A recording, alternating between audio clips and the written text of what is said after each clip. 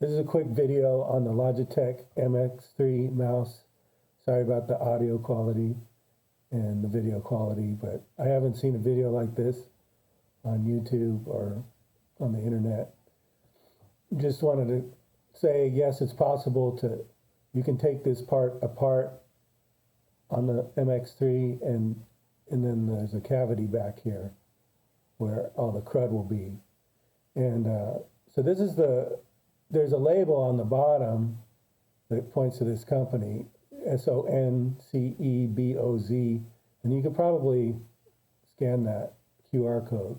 But basically, if you notice, this is like a lighter gray, this material, and then there's the darker gray. So this part comes up with the wheel, and I'll show that in another picture. You want to be very careful with these wires. It goes to a transformer in there, and you don't want to break those little copper wires. Okay, so before you start, just a quick note, don't lose this spring. It's right here. It's on the bottom of the wheel assembly body, right? You don't want to lose that. I actually lost mine, but it still worked okay. So see, this is where the spring used to be. It's not held in there with glue or anything. And then, okay, then the step one, I guess, is there's some glue on this little power attachment. See, these wires are bringing power over to this thing. And this glue, I didn't capture the video, but basically this piece of glue is right here. And you need to pry it with the screwdriver, right? And otherwise, the wheel assembly won't come off of this body if this glue is on here. Step two is remove the power cable. So that's this little white tab comes out. So you take the screwdriver and put it between here and then pry it out. This picture just shows the wheel assembly inside of the mouse body. Now you might not be able to take this cable off of the mouse wheel when it's still attached. So you probably have to unscrew it like I showed. Because I tried with it inside of the mouse body and it's kind of tight. So you're gonna have to, I'm not showing all those disassembly steps because you can see that in other videos. So you want to remove the metal wheel, plus there's the, this part comes off with the wheel, because the wheel is, if you look here, see the wheel has this little pin coming out, and the pin attaches to this little assembly with the transformer. So if you imagine all of that is attached to this black piece, right? So you have to be careful when you're removing it, because this is where the wheel sits.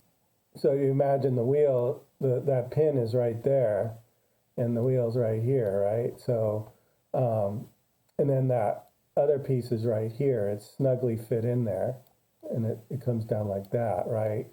So if you see that part is in this little thing. So when you're prying down, you pry on this right here a little bit, then you want to take the screwdriver and come in this way, right? And then come in this way and just wiggle it out. You don't want to, just get in there and be manhandling, because you might break something and then you have to buy a new mouse. See, this is what I was talking about. You might not have understood that. See, this is a separate assembly from the part where the crud will be that you need to clean out. So you can even take the transformer off of the wheel body if you wanted. It's not necessary, but it might happen. You got to put this back on here, obviously. And this just shows all the crud that I had. So, all those step 1, 2. Now you pretty much know what to do at this point. So whatever you need to do to clean it. And see that this is just another angle. Just showing the crud again. This is with the crud out. And then just assemble it. Hopefully you didn't lose any screws. Quick note on this ribbon cable. If you don't need to remove it to get to this part, I would suggest not removing it because it's the little receptacle that it's in. You can break the little attachment very easily. There's some part of it that you need to lift up on, but not too much to take this out because it's held in there by friction with this other part that's part of the receptacle.